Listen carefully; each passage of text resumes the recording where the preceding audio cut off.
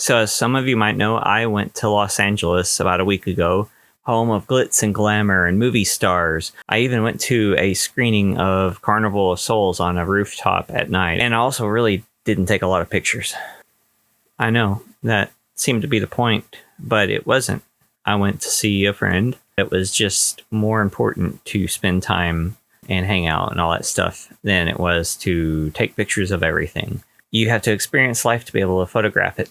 A lot of people will go in shutters blazing and think they've documented everything and they'll think they understand it. But first, let's check out some photos I did take.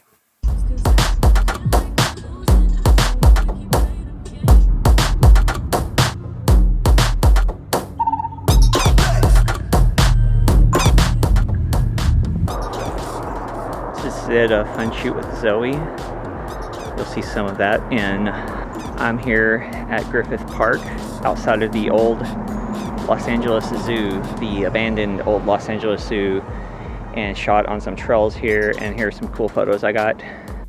This is with Zoe Farmingdale, a comedian, actor.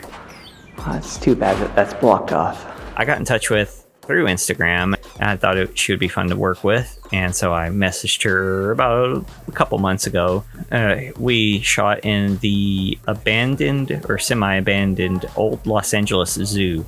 They converted it into a picnic, whatever you call it, ground, and it's next to some trails, and it's all in, I guess, Griffith Park. But these were actual animal cages before the modern LA Zoo was built, and they didn't tear anything down. It was just really interesting, and it's got an interesting history. But at this time, it was also converted into a haunted hayride, and we'll see more of that in a second. But I really liked how the light flooded into these areas behind the display area. Like, you would never see this if you were here in the zoo days. Probably this would only be something for zookeepers or the animals themselves. So I loved this directional light, and I didn't have a strong concept with Zoe, which is sometimes what I want and sometimes it's kind of frustrating, but I do like improvising a bit. And she brought a big bag of clothing, and I thought that this stone and this directional light could look like maybe an old horror movie or some old pictorialist photographs,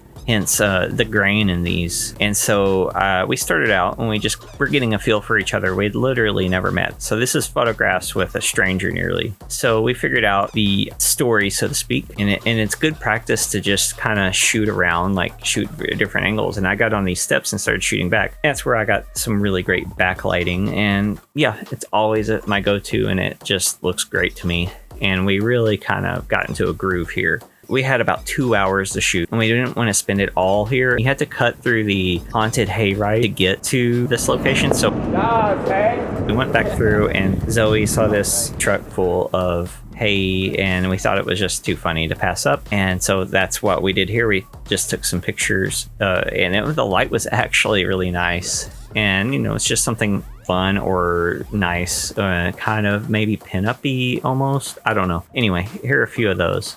And we got back and we had time for one more setup. And there was this little walking trail.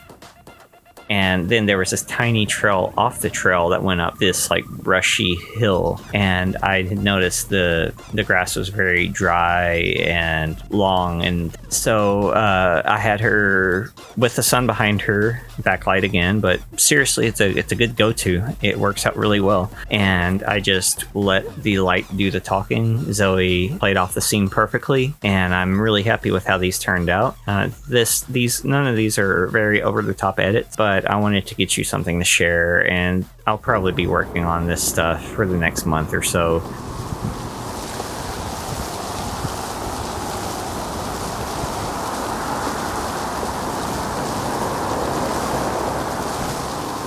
You can't see them, but there's so many flies or flying creatures here that it's an infestation. I don't know why I'm narrating, because I'll just narrate on the video anyway.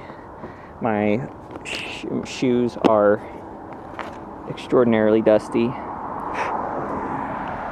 and I have to go to the premiere with Colin in about 2 hours. So I didn't bring other shoes. We'll see how this goes. I'm totally presentable. And from there, it was on to the Carnival of Souls screening at Rooftop Cinema Club.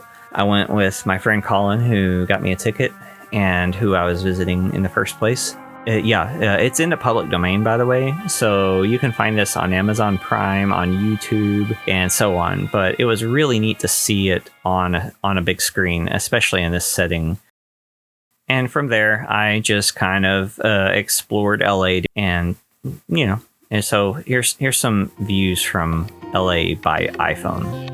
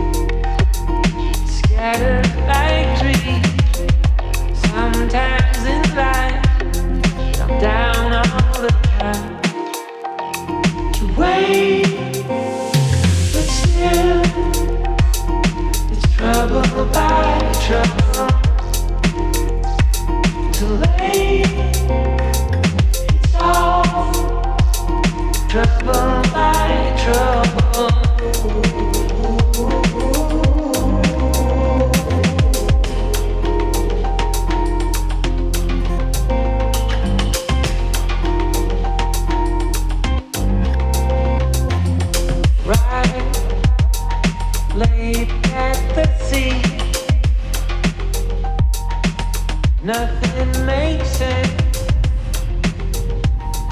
Know what you mean. So from there, I also photographed an old friend that I had never met, Jessica. Like if we were local, we would have just scheduled for another day, but this was the only time we were going to have, and we've tried for years to get in touch and to cross paths, and it just hadn't happened. I was determined to make it happen. So it was very dark by the time we got to shoot, and I didn't have a flash or anything with, and I was a little worried, but I've worked with less. I've made less work. The reason you learn how to light and you learn how to make do with various things, from beautiful Los Angeles sunlight to every studio flash you could want in a huge cyclorama to a bed and a little tungsten light and a lamp. So that's what came into play here. Then her cats joined in at various points, and her cat Jolie, you'll see right here, who has cancer, and the prognosis is good, but the treatment is very expensive. So she has a GoFundMe page, which I took this photograph to help promote. I would encourage you to go to the GoFundMe page and help her pay for her cat's treatment. The cat's very special to her, and it helped her through some extremely tough times. So I just decided that even though I was shooting with the digital medium format camera, I would just go hog wild on the grain thing and just made it nice and clumpy, and recalled all these older photographs I saw in these magazines that just had something interesting that is harder to get from just the clinical rendition of digital cameras. You may now use a laptop if you'd like. Also feel free to recline your seats or use your seat back trays. And there you go. That was basically my trip to Los Angeles. It was a lot of fun. I would like to thank Colin, especially for being a great host. From there, I went to Phoenix, Arizona, which you'll see next week. Please subscribe and turn on notifications to keep up with what I'm doing, because after this Phoenix recap, I also have a shoot in a state park and a really fun holiday-ish type project that I think might be really neat and kind of crazy and totally silly, but hopefully very entertaining. Become a patron if you also want to support this content. I appreciate my patrons who are all listed here. You're all awesome, and you're awesome if you view. Don't forget to comment and like the video, and But like I said, it's living life, enjoying the company of my friend, enjoying the moment. And sometimes that feeds more into your work than taking pictures of everything or capturing video for the vlog or whatever. So, you know, it is what it is. Let me know what you think. Thanks. Bye.